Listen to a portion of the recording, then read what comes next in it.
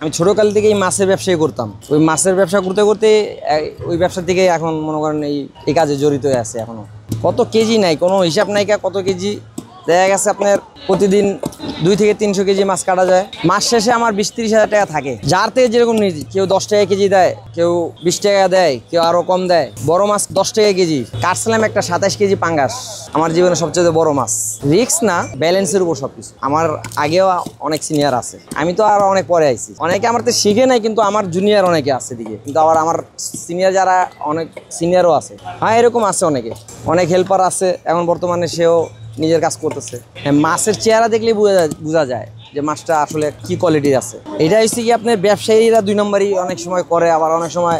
Extreme মশার coil plant fibre দিয়ে তৈরি, তাই সহজে ভাঙে না, সুগন্ধিযুক্ত ও নিরবিচ্ছিন্নভাবে জ্বলে। ডেঙ্গু, চিকুনগুনিয়া বাহি সহ যে কোনো মশার বিরুদ্ধে দেয় এক্সট্রিম সুরক্ষা। যে যেরকম আর কি বুঝে না, ধান্দা করে নিতেছে। অনেক সময় বলে যে নদীর মাছ বইলা দাম বেশি নিয়ে রেখা দেয়, কিন্তু এটা ক্রেতা যারা আছে ওরা যদি ঠিক মতো না চিনতে পারে তো কিছু করার নেই। যারা পুরান মানুষেরা ঠিকই চিনা লয়। যে টাকা ইনকাম করে এই টাকা দিয়ে ঢাকা শহরে চলা বহুত কষ্ট।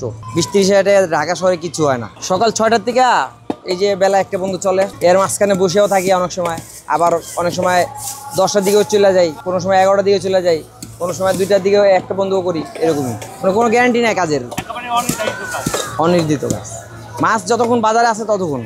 আমাদের সিজনটা যাক ঠিক আপনার বৈশাখ জ্যৈষ্ঠ মাসের পরে, তখন কাজটা আর কি মাছ কম থাকে, কিন্তু বাজারে বেচে কিনা ভালো হয়। বাজারে মাছ থাকলে আমাদের ইনকাম ভালো হয়, না থাকলে ইনকাম নাই, ইনকাম কম। মানে অ্যাভারেজে আপনি ধরা 20-30 হাজার টাকা থাকে, খুব কম বেশিও হয়, কম হয়। অ্যাভারেজে প্রতিদিন তো আর একরকম হয় না। অ্যাভারেজে ধরুন 30 হাজার টাকা।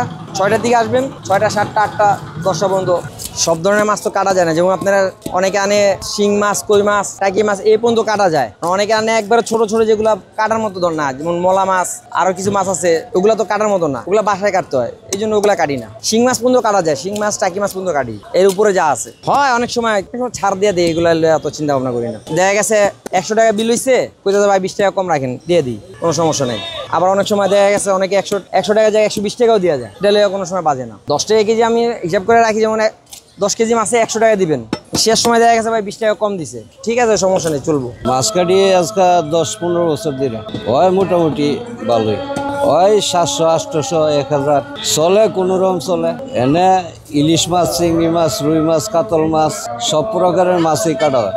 বড় মাছ তো প্রতিনিয়তই কাটা হয় না, যত বড় মাছই হোক আমাদের কাছে এটা কিছু না। 30 কেজি, 35 কেজি, 15 কেজি, 40 কেজি এরকম মাছও আসে বড়।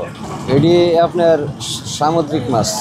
কুরাল আছে, বড় আইর আছে, 14 KG, 20 KG, 13 KG, 12 KG, 10 KG এরকম কুরাল মাছ আছে। সবসময় কাটি, বোয়াল কাটি, 7 কেজি, 8 কেজি, 5 কেজি, সব ধরনের মাছই কাটা পড়ে। কোনটা চিটাগাংয়ের, কোনটা পদ্মার, কোনটা বরিশালের, এটি আমরা দললেই কইতে পারি। এটা মাছের সাইজ দেখে বুঝি। পদ্মার মাছটা তাই আপনার গোল, বরিশালের বা চিটাগাংয়ের মাছটা তাই লম্বা। 14-15 লাখ টাকা মাইর খেয়ে পরে এই ব্যবসায় আইছি না, নিজেই।